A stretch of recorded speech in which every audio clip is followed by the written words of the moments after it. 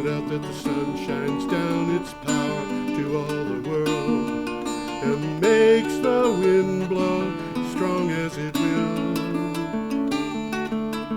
I wonder how gentle rains can fall upon the land, so lovely earth can stay lovely still.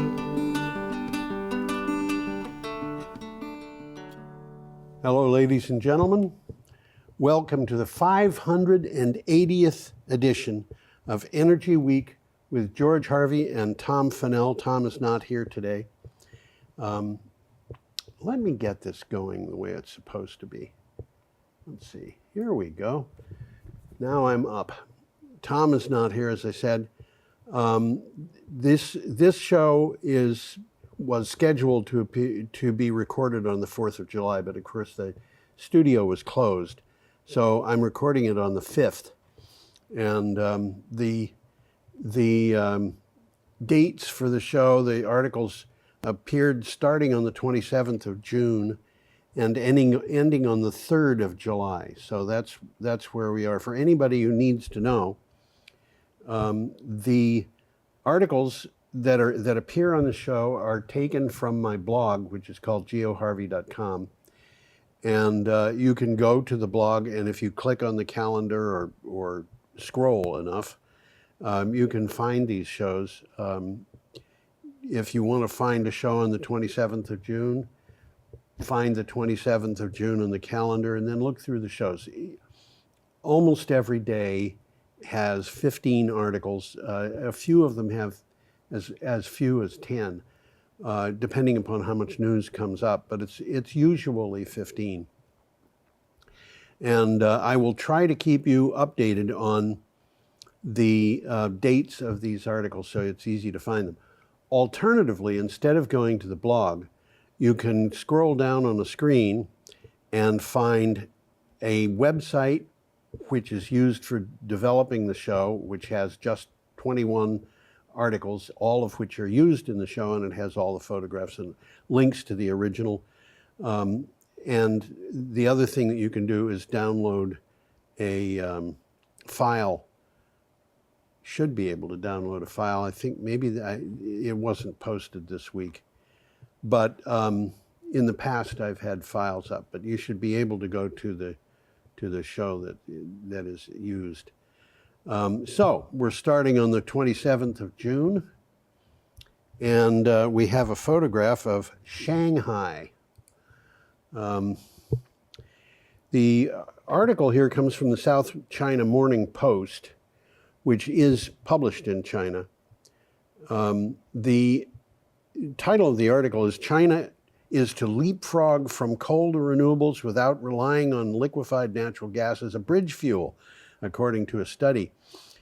Liquefied natural gas is unlikely to be the transition fuel that will help China ditch coal, but the onus will fall on renewable energy because of the sector's faster than expected progress and its ability to compete on costs, according to a study. Now, that ability to compete on costs includes an ability to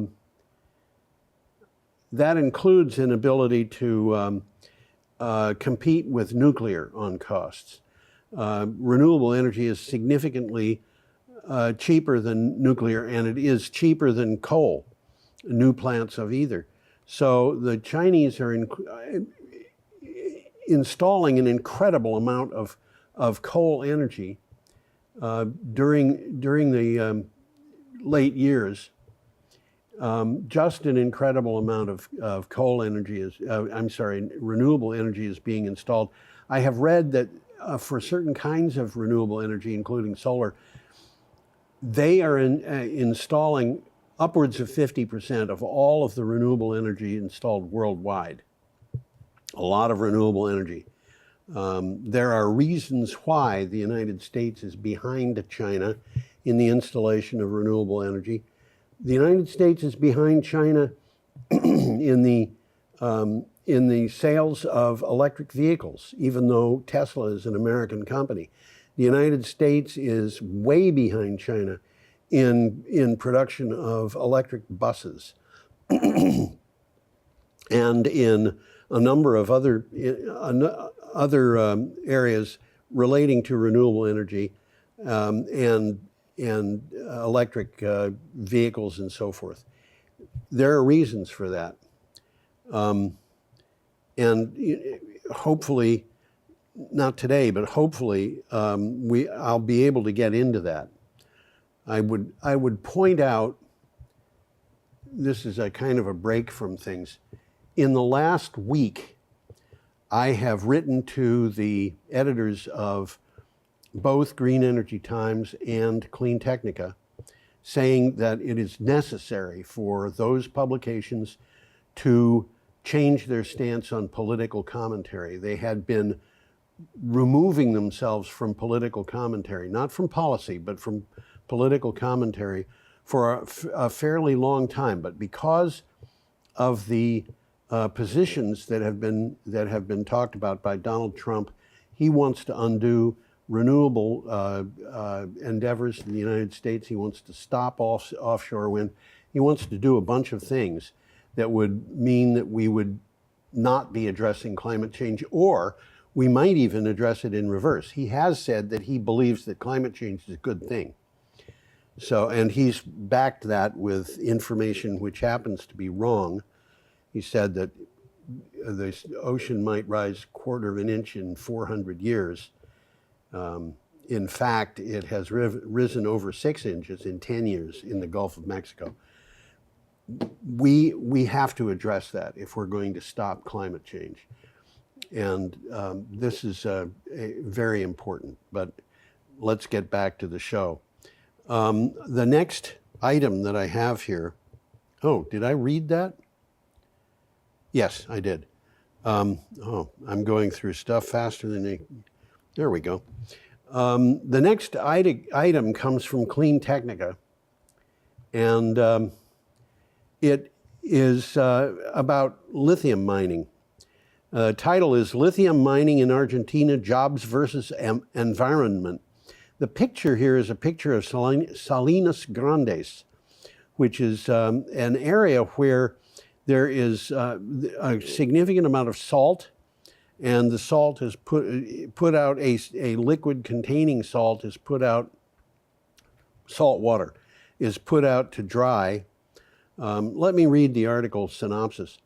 Lithium extraction in Salinas Grandes is relatively cheap and effective, but it begs the question of sustainability and long-term impact.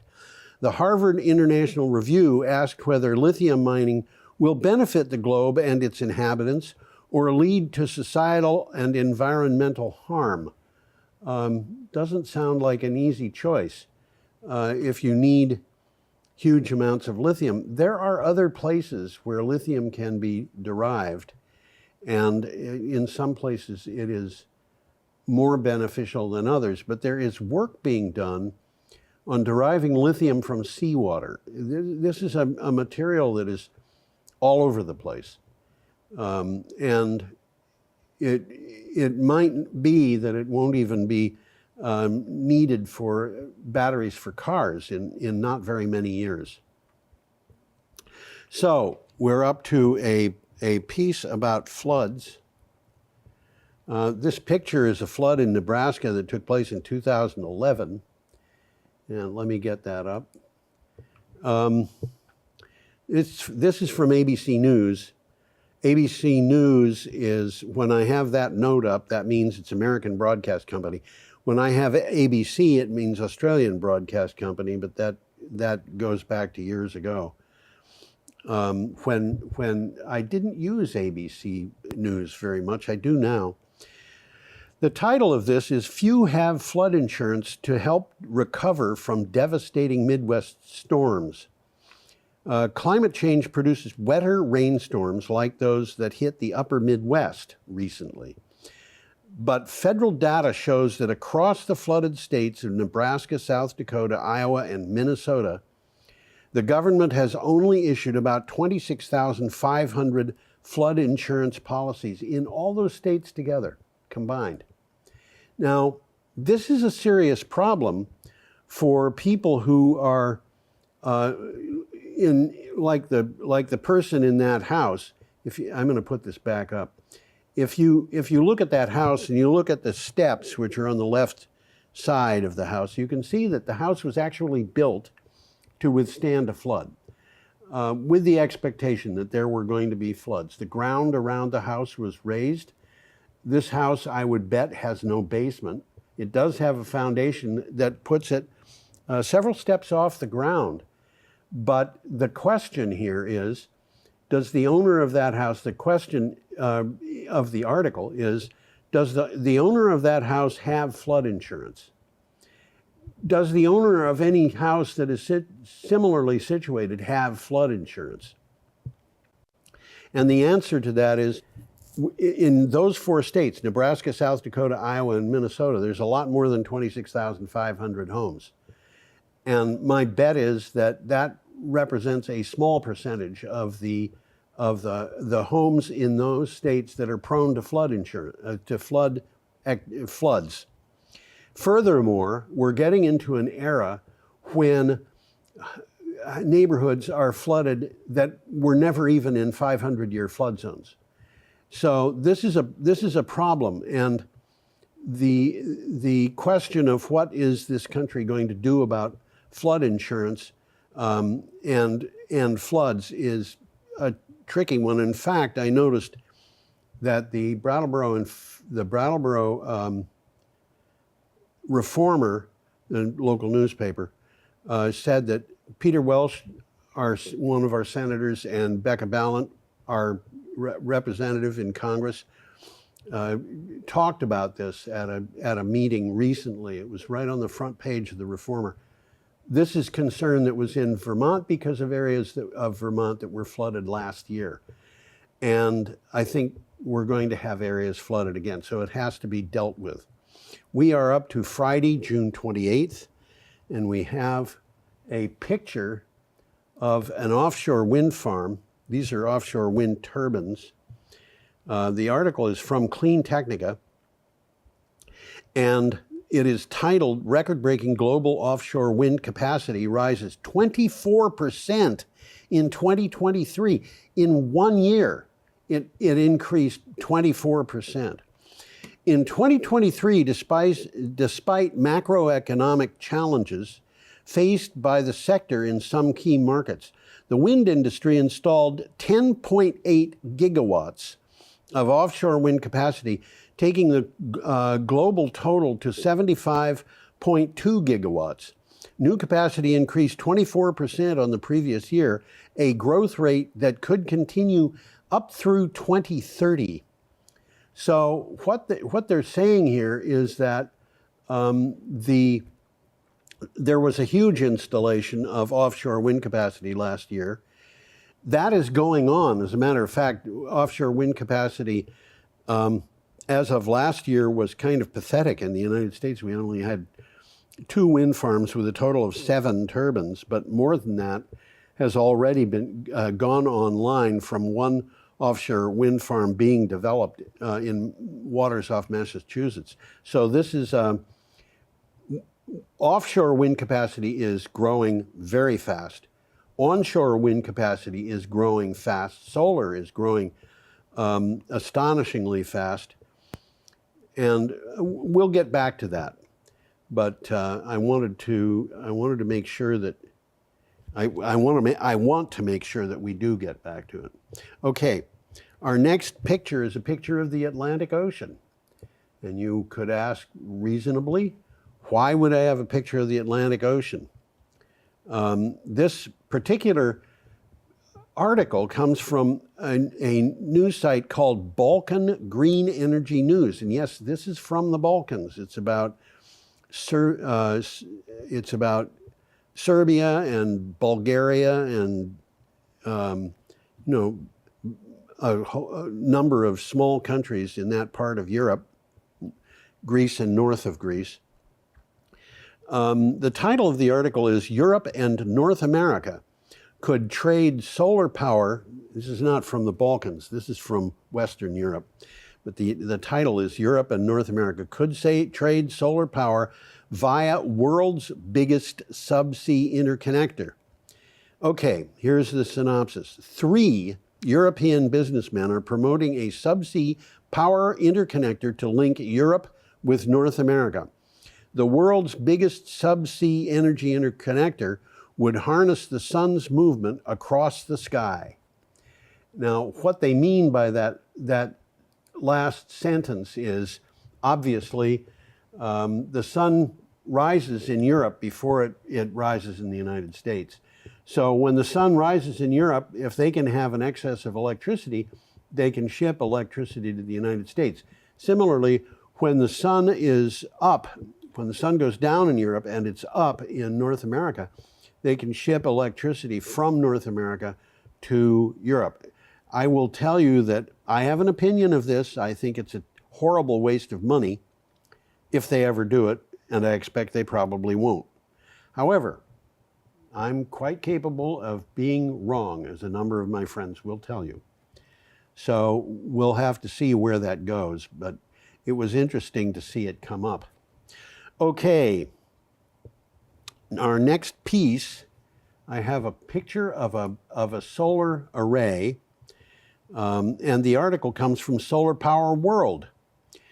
The title is Renewables Surpass 30%, that is 30% of U.S. electric generation for the first time. A review by Sunday Campaign of data newly released by the United States Energy Information Administration confirms that solar power has continued its decade-long streak as the fastest growing source of electricity in the United States, growing to 8.4% of the total. Now, I want to tell you, I tried to figure out the numbers on this. I looked at the material from the Sunday Campaign. I looked at the material from the Energy Information Administration, and I added it all up, and it didn't add up to what he said. And that doesn't mean that he's wrong. It could be that I'm wrong. But nevertheless, if it wasn't over 30%, it was darn close to it. I should mention a few things here. One of which is Sunday Campaign says that solar power represented 8.4% of the electricity put online in the United States. Unfortunately, that 8.4% has to be taken in two parts, one of which is utility-generated solar farms, big solar farms, with fairly easily added up amounts of electricity. I mean, you'd have to spend your time doing it, but in a day or so you might get through it.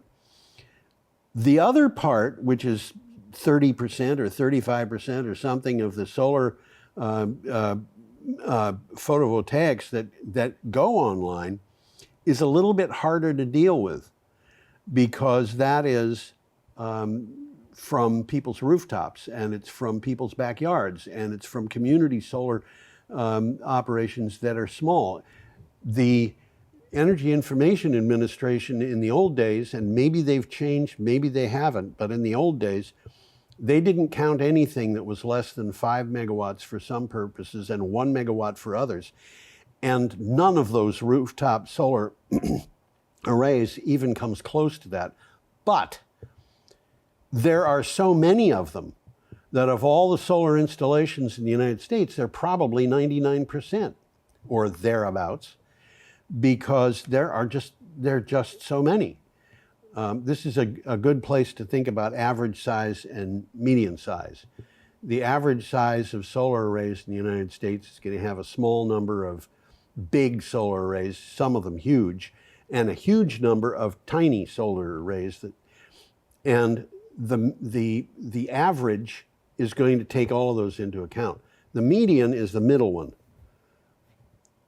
All of the big ones are going to be bigger, but all the ones that are bigger than the median one are going to be bigger. And I don't know what the median is. It might be 6 kilowatts, where the smallest industrial size arrays are a megawatt or more. And so, you know, there are a number of numbers that when you're dealing with them, you have to know what you're talking about in order to know what you're talking about.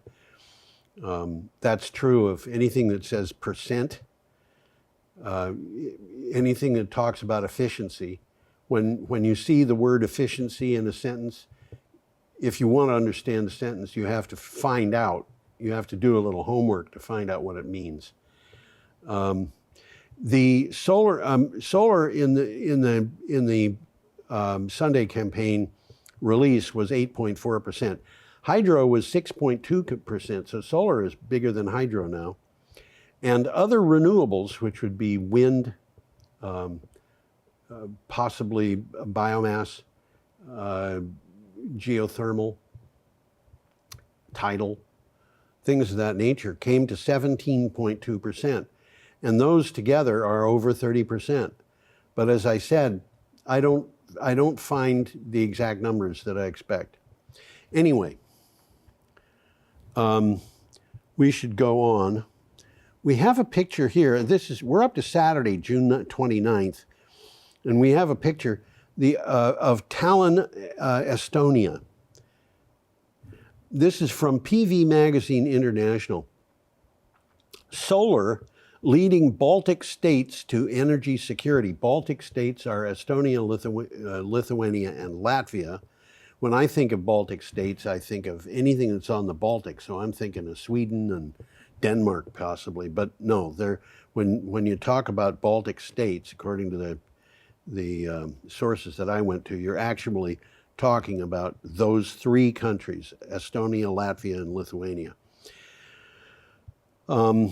In recent years, Baltic countries have had a solar generation boom. This is way far north. You know, when I was young in college, we wondered whether there would ever be a solar array in Vermont. But this is much farther north than Vermont. It's farther north than Germany. And all of Germany is farther north than any part of Vermont. So you are best off if you take these things into account. They aim to break, now the region's nations seek to kill two birds with one stone. They aim to break away from energy dependence on Russia amid growing security concerns while they maximize the transition to green energy. You know, I personally think that this whole thing with Russia invading Ukraine is the result of a Russian, Vladimir Putin's take on what the future of Russia was, because Europe, the European Union, UK, a bunch of other areas, the Europeans were trying very hard before all of this started to get away from fossil fuels, which meant that Europeans were trying to put themselves into a position where in 8 to 10 years, they would be buying virtually none of the fossil fuels sold by Russia. And Russian natural gas, Russian oil, Russian coal, those things combined to make up 65% of all of the income that Russia was getting from foreign trade, which meant Europeans were turning against them. And this was kind of difficult for Vladimir Putin. So I think he may have invaded Ukraine in order to stir up a certain level of chaos, because some people, and he may be one of them, believe that they can benefit from chaos. It's an extremely cynical point of view, but what has happened as a result of this is that a bunch of companies, including these companies, these Baltic countries, a bunch of countries have said, no, we're not going to do business with Russia. And the Russians have been trying to undermine those countries in a variety of ways, including, I believe, possibly interfering with their elections. Since then, in order to try to get away with what they were getting away with. Okay. Our next item comes from Clean Technica. And let me put the picture up. There we go. That is a Crowley electric tugboat. The title is Crowley Christens the First Fully Electric Tugboat in the United States of America. Joined by diverse partners, and industry supporters, Crowley christened the E-Wolf America's first all-electric ship-assist harbor tugboat. Operating with zero emissions and other sustainable technology, the tugboat delivers the higher power capability, safety, and efficiency of electric power. Yeah, that's what they do. And that I think is a really interesting photograph. I'm going to take it down so I can be on the screen myself. Actually, I'll put it back up. You might like to see it more than you like to see me. There it is. It has solar panels apparently just outside its bridge. And these boats with their huge propellers or I should say drive systems, they're not fast, but they are capable of moving fairly big ships around. And this one is going to be silent and emissions free. So we'll see how that works. My guess is that we're going to see more of those. Okay, our next item, we have a picture of the Three Gorges Dam. And this dam really doesn't have anything to do with the story except that it's Three Gorges. The story comes from oilprice.com. The title is China Three Gorges Renewables to Invest $11 billion in Integrated Power Project.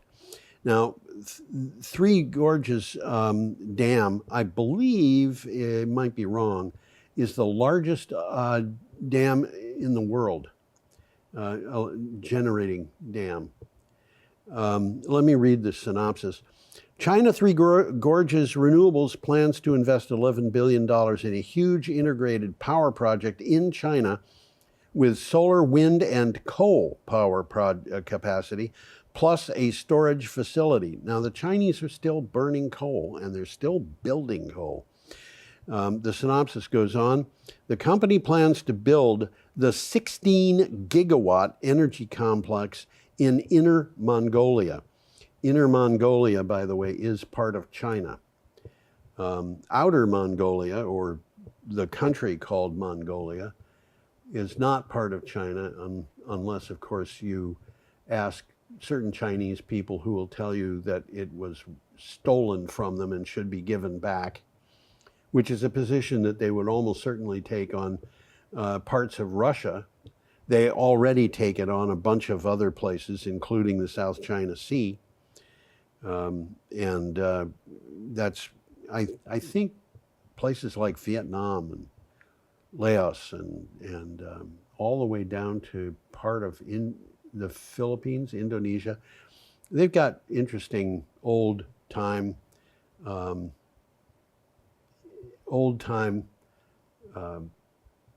claims on the nations around them. Anyway, we are up to Sunday, June 30th, and we have a picture here of a wind plant. The article is from Clean Technica, and the title is Renewable Energy 44.7% of EU electricity production in 2023. It is now number one. Of course, they're saying renewable electricity is number one and not really giving the allowance for the fact that that includes a bunch of different technologies. Eurostat released electricity data from 2023, and it shows that 44.7% of European Union electricity was produced from renewable resources last year. Natural gas production was down a lot. Coal production was down even more. Even production from oil and petroleum products was down. And that, of course, is the wind farm, which is benefiting. Again, what's happening in the European Union is that most of the countries, not Hungary in the recent past, and possibly from this current election, not even France, but most of the countries in the European Union are very disturbed at the aggression of Russia in Ukraine and the way Russia has been trying to push forward its fossil fuel capacity as a way to continue making money. So they have been moving away from fossil fuel capacity because it makes them dependent on Russia. And they don't like the idea of being dependent on Russia. I wouldn't want to be dependent on Russia. Vladimir Putin, in my opinion, is a bully. Why would I want to be dependent on a bully? So that's what they've been working on. And that's basically where we are. Now, the next item here comes from Yahoo News UK. And we have a picture of cement kilns. And those funny things that are on the sides of the kilns in the distance there, that are smaller tubes, are a cooling apparatus which I don't understand. I tried to read on it, didn't have a lot of time. There are reasons relating to chemistry why they have those. The way these cement kilns work is that they pour stone down from the top end, and the tube rotates. That tube is pretty big, and it rotates. And as it does, the rocks that are in there turn, and they gradually go downhill. And they are heated up to a fairly high temperature, over 1,000 degrees Celsius, which is pretty hot. Okay, I'm going to read the title. Breakthrough solar power technology could replace fossil fuels in heavy manufacturing. This is not just cement, but it includes cement. An advanced proof of concept technology uses synthetic quartz crystals to trap solar energy at temperatures of over 1,000 degrees Celsius, demonstrating a potential to provide clean energy for carbon-intensive industries like metals, cement, and chemicals manufacturing. When I was a good deal younger than I am today, I worked in a chemical plant where I took care of kilns. And I put trays full of crucibles inside the kilns, and when they had been fired to the temperature they were supposed to for the period that they were supposed to, I'd pull them out again. And I got pretty accustomed dealing with pretty hot situations. And I can tell you that there was a lot of gas used keeping those kilns hot, and I can appreciate the idea of doing that electrically, which means or through some other renewable means. But it means that you would not use the gas that, for example, we were using. There are a lot of other things. For example, in the manufacture of steel, you use coking coal and things of that nature. Okay, the next picture that we have is a picture of a hot day. I don't even remember where that was taken. The publication is Saudi Gazette, and the title is 5 billion people affected by extreme heat due to climate change in 9 days in June. This is something worth paying attention to. Globally, nearly 5 billion people, which means over 60% of the Earth's population, over 60% of the people on Earth, endured extreme heat from June 16th to June 24th, a consequence of climate change exacerbated by emissions from fossil fuels. According to a report from Climate Central, a US-based nonprofit organization focused on climate science news. It's almost amazing to me, it is amazing to me, that over 60% of the people in the world would have been suffering from extreme heat. That's a huge number. Now, you should remember that includes people who are in India, certainly, a lot of people in China, people in Northern Africa, people in the Sahara, people in the southern United States, people in the western United States. There's a lot of people. Mexico. We could go on, and I believe that it includes people in Spain, Portugal, Italy, Greece, Turkey, you name it. As I think about it, the reports that I heard during that time, it's not amazing. But it is amazing that we would have that 60% of the people on Earth. Okay, we are up to Monday, July 1st, and we have another picture of a wind farm. Let me put it up, please. This article is from Zawiya, which is I forget what country it's from, but my recollection is that is an Arab-speaking publication that has English sites, English articles. The title says, Germany achieves 58% renewable energy share in the first half of 2024. Germany achieved a new record for renewable energy generation, covering 58% of its electricity consumption in the first half of 2024 with wind, solar, biomass, and hydropower. Now, biomass, by the way, is a small part of this. The share of renewable energy has increased from 52% in the first half of the year. So they have gone from 52% last year to 58% this year. Again, the Germans have been working very hard because they are reacting to the Russian invasion of Ukraine.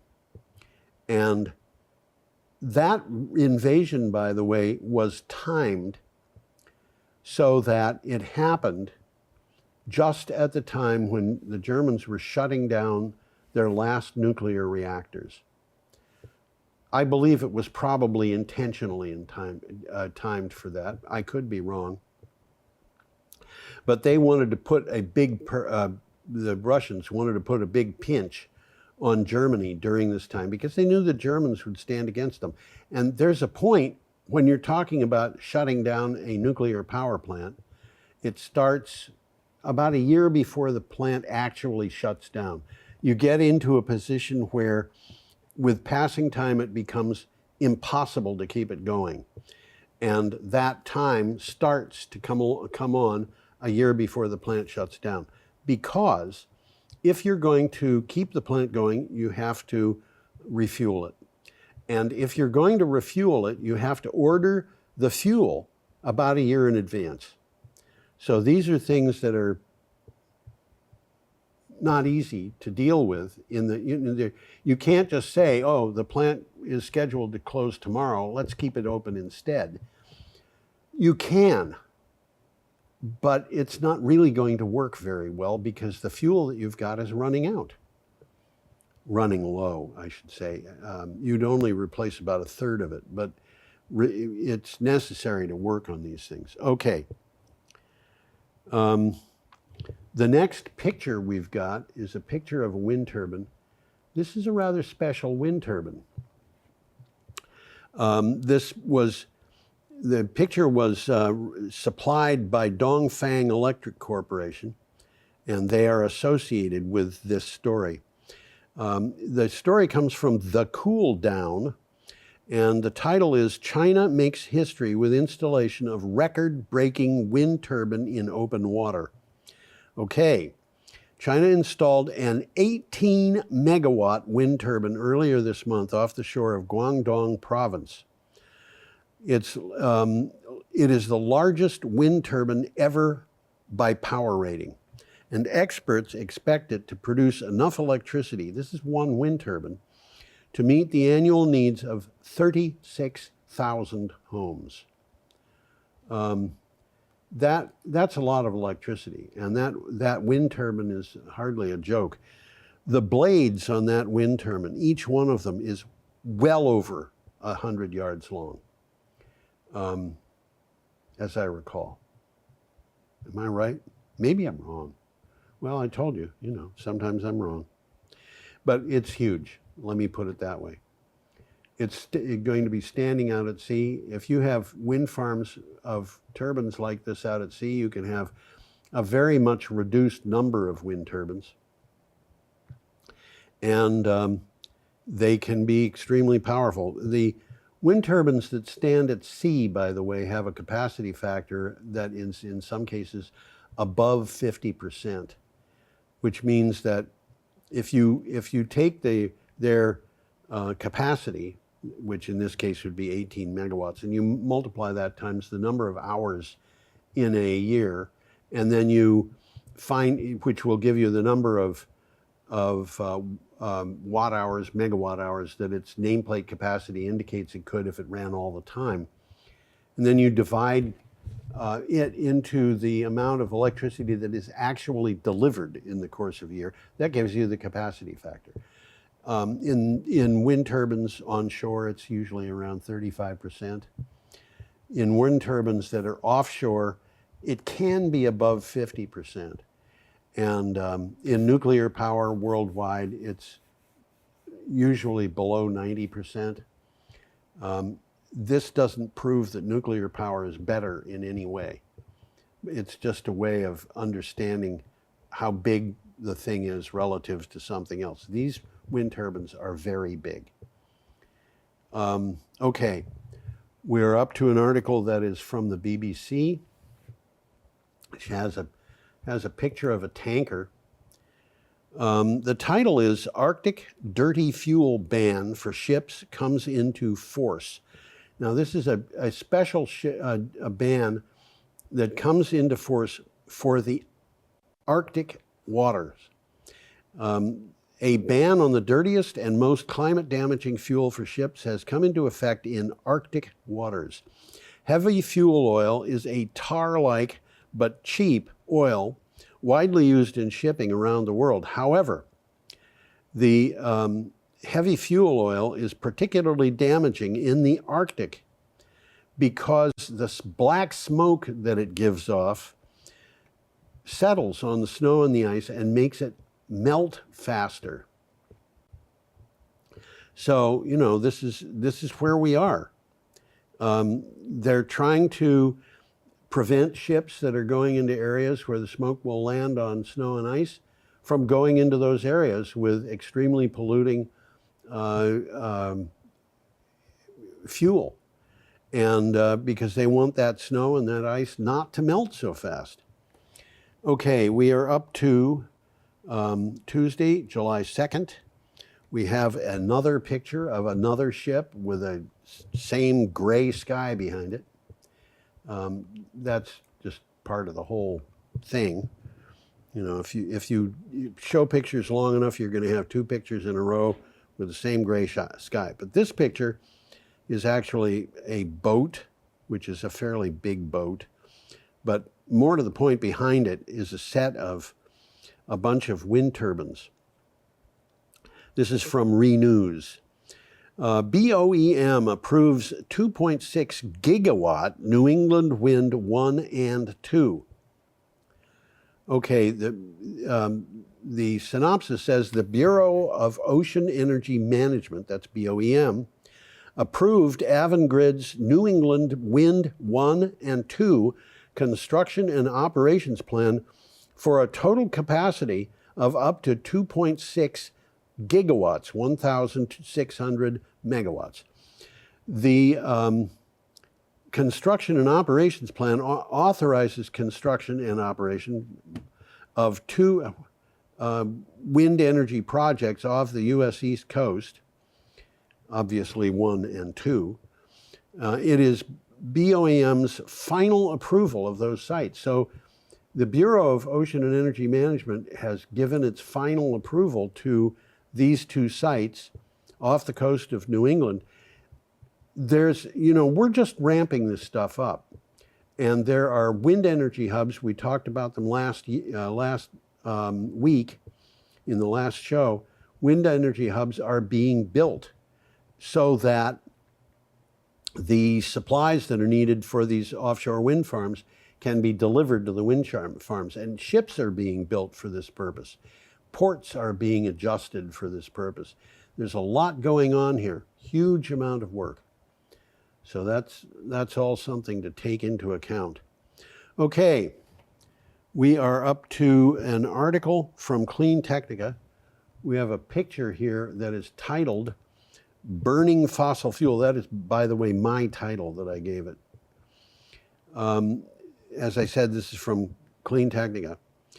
The article is titled High Crimes, the Case for Charging Fossil Fuel Companies with Criminal Acts. 4 authors at Public Citizen released a position paper that examines charging big oil with climate homicide. Homicide, that's the word, homicide, murder. Bringing criminal acts against the companies may seem like a giant step into the unknown, but the analysis in the paper is extensive and exhaustive. So that is what they're doing. And by the way, Vermont has been working on doing exactly that, bringing charges against large companies for the crimes that they commit. The next article is from the Connaught Tribune, a pretty picture, I think. I like this picture very much. That is a picture of it's a picture of homes in a place called Galway, which is a city in Ireland. It is on the west coast, about halfway up the west coast, halfway up from the south, or halfway down from the north, if you wish. Same thing. The title here is Irish Families to Get Free Hot Water Thanks to Harnessing of Surplus Renewable Energy. I think I said this is the Connaught Tribune, but if I didn't, now you know. Over 150 Galway families will soon have their homes supplied with free tanks of hot water by harnessing surplus energy, renewable energy. Their homes will be fitted out with Energy Cloud-enabled smart devices powered by surplus renewable energy. This is a system that is called demand response. Basically what happens is you have to keep track of the amount of electricity on the grid. When you're using renewable energy, there are going to be times when the renewable energy has to be curtailed. At least that's the way it has been. That means that if you have a wind farm and there's too much electricity going onto the grid, you have to shut down some of the turbines, maybe all of them. And same thing if you've got solar. The whole trick to an electricity network is that the supply has to equal the demand all the time. If there's not enough supply, then it fails. It'll brown out, it'll black out. If there's too much, then something is going to get burned up. So you don't allow it ever to get to be too much. That's a serious problem. One thing that you can do with that, however, is if you see that you're going to have too much, and this is especially true if it's going to happen frequently, it can happen every day.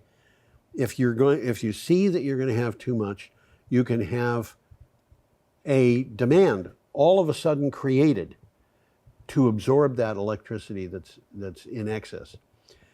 That's demand response. And what's happened here is that 150 families are getting special water tanks that are controlled by a smart device that will turn on when there's a little bit too much electricity on the grid so that they can benefit from it.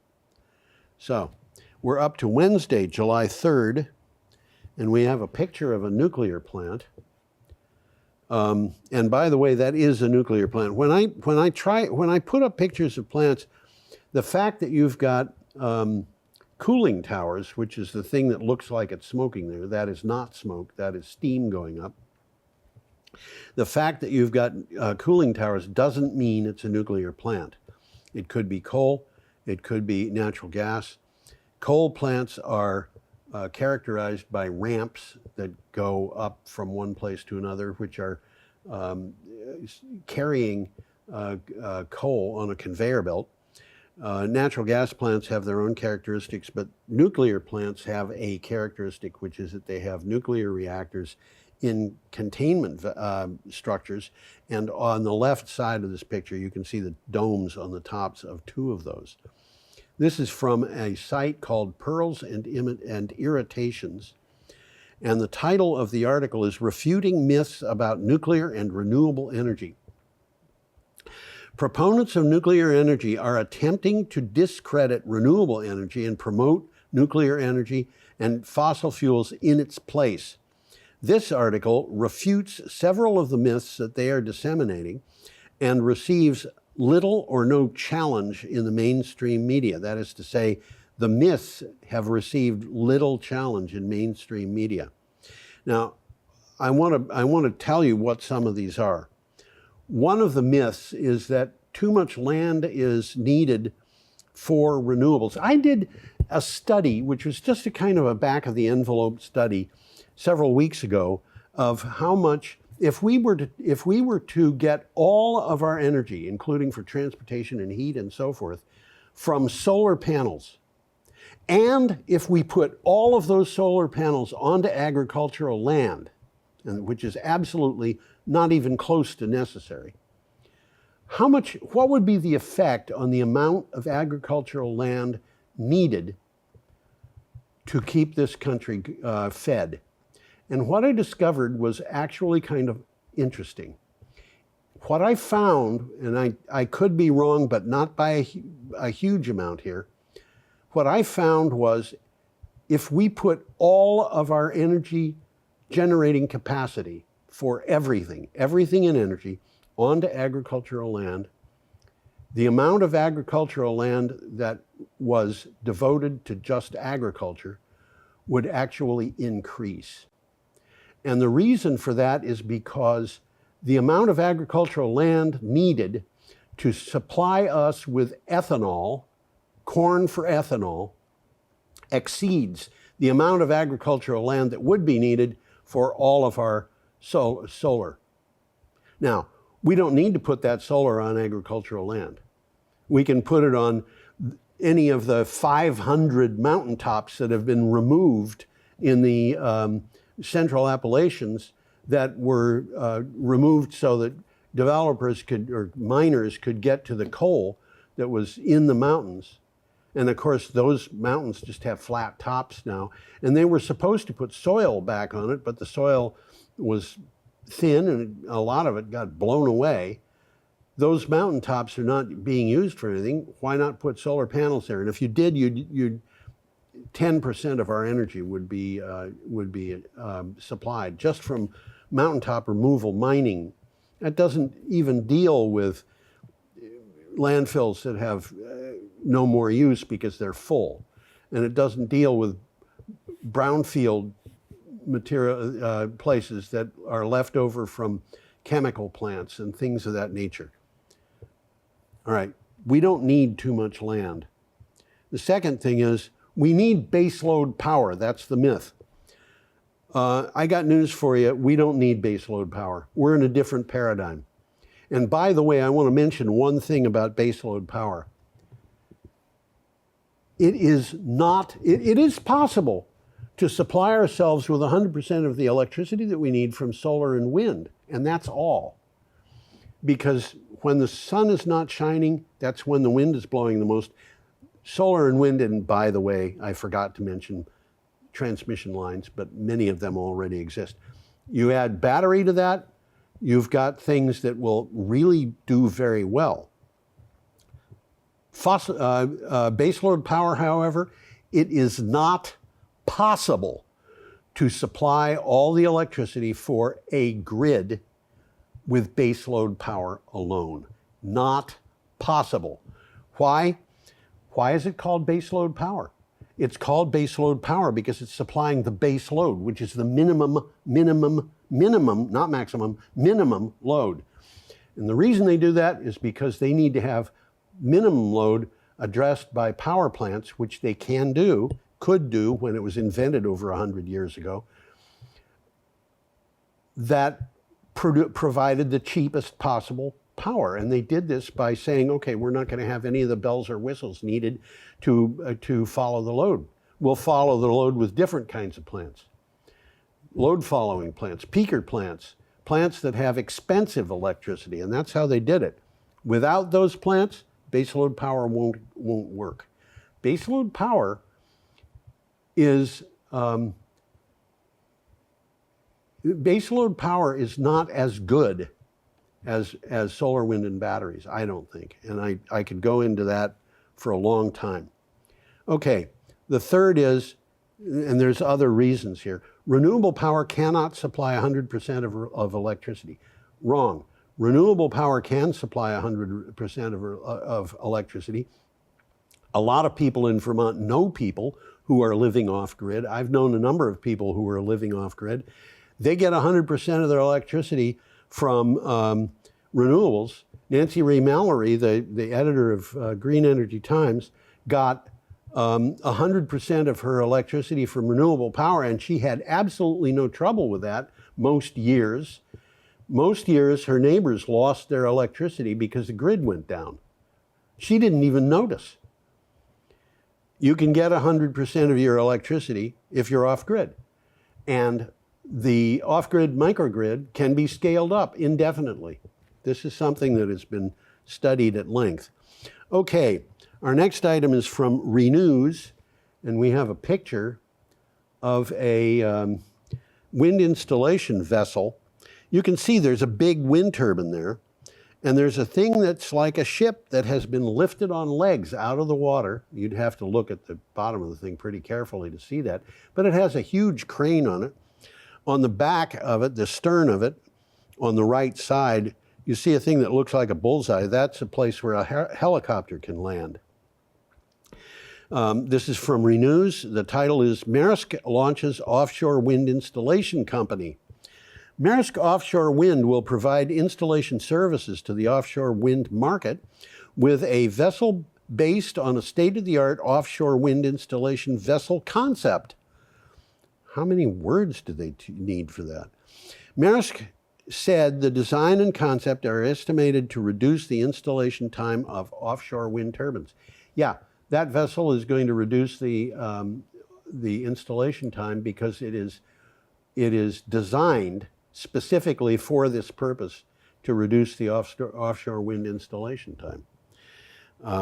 Interesting, I thought. Okay, we are up to our last article. This is kind of amazing, I think, and I wanted to include this article because of this picture. That picture, believe it or not, is a picture of an open pit diamond mine in northern Canada. The title, this is from Renew Economy. The title is Rio Tinto leans into solar PVs for end-of-life mines. This mine is being shut down, and they want to take the period of time between the time it closes and the time it's actually shut down and supply as much of the electricity as possible from solar power. So in this part of the world, that's what they're doing. Let me read the synopsis. Rio Tinto has finished building a 3.5 megawatt solar farm in Canada and will begin construction on 2 or more solar projects in Australia's Northern Territory as the company installs solar PVs to support end-of-life operations at various mines. The Canadian project is for the Diavik diamond mine. Now, that is just something that I find fascinating because they could do this by using diesel fuel. But one of the things about mines, and this is generally true in Australia as well, but all over the world this is true in many mines, certainly not all of them. Many of these mines are miles and miles and miles, hundreds of miles from the nearest point of source of fuel.